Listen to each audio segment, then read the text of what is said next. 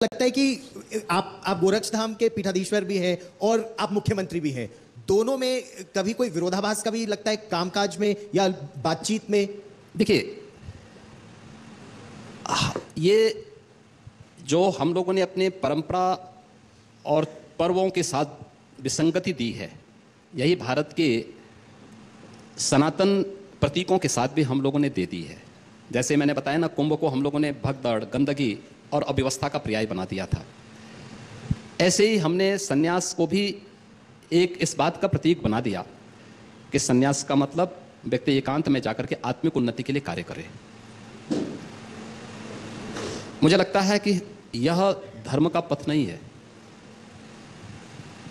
धर्म वास्तव में हमें दो बातों की प्रेरणा देता है।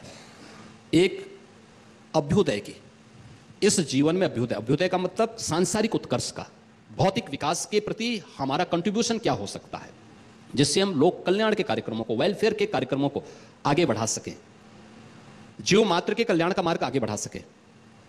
और दूसरा पक्ष इसका है कि जब इस कार्य को हम करेंगे तो ही हमें मोक्ष की प्राप्ति होगी, निःश्रेयस की प्राप्ति होगी। यानी या तो अभ्युदय निःश्रेयस सिद्धि सधर्म, धर्म यानी इस जीवन में सांसारिक उत्कर्ष और इस जन्म के बाद निःश्रेयस की प्राप्ति, मोक्ष की प्राप्ति का मार्ग कहां से प्राप्त होगा? आप जब सांसारिक उत्कर्ष, सांसारिक दायित्वों का निर्वहन करते हुए इन कार्यक्रमों को आगे बढ़ाते हैं। हम लोगों ने बना दिया नहीं साहब। आप याद करिए, भगवान बुद्ध के ज्ञान प्राप्त होने के बाद 36 वर्ष का समय उन्होंने लोक कल्याण के लिए समर्पित किए थे। जगह जगह जाकर के लोगों को सही मार्ग का अनुसरण करने के लिए प्रेरित किया था। ऐसे ही हर उस सन्यास का होगा, चाहे वह आदि शंकराचार्य का आप देखें, देश के अंदर 4 पीठों की स्थापना। आप कहेंगे केरल से आकर के सन्यासी 4 जगहों पर क्यों कर रहा है? तो सांप्रदायिकता फैला रहा है। दुर्भाग्य से उस समय संप्रदाय, ये सांप्रदायिक शब्द नहीं था, और उन्होंने उस समय देश के 4 कोनों में, राजे रजवाड़े अलग अलग थे, राजनीतिक इकाइयां अलग अलग रही होंगी, लेकिन सांस्कृतिक रूप से उत्तर से दक्षिण, पूरब से पश्चिम, पूरा भारत एक था। 4 कोनों में उन्होंने 4 पीठों की स्थापना कर दी। उस समय भी जाकर के लोगों को जागरूक करके, राजे रजवाड़ों को प्रेरित करके।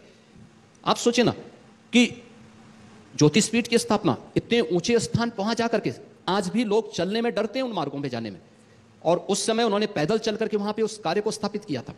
आप जाइए ना पुरी में, आप जाइए ना द्वारिकापुरी में, आप जाइए ना दक्षिण में, तो 4 पीठों की स्थापना हो, 12 ज्योतिर्लिंगों की स्थापना, इसके पीछे का यही ध्येय है।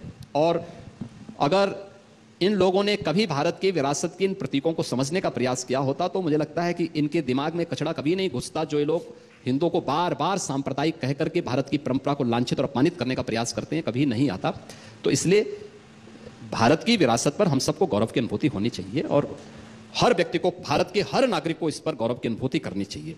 मैं देखता हूं अब तो बहुत सारे वामपंथी भी स्वामी विवेकानंद जी का नाम ले रहे हैं, बहुत सारे लोग बोल रहे हैं। और मैं उन सबसे ये कहना चाहूँगा कि स्वामी विवेकानंद ने एक बात कही थी कि गर्व से कहो हम हिंदू हैं, तो उनको भी गर्व से कहना चाहिए, बहुत गौरव के साथ कहें, अच्छा रहेगा। और भारत के हर व्यक्ति को बोलना चाहिए। हिंदू कोई जाति का नाम नहीं है, भारत की सांस्कृतिक पहचान है, हर व्यक्ति को इस पर बोलना चाहिए। Yogi ji, India today conclave के इस कार्यक्रम में वक्त खत्म हो रहा है, लेकिन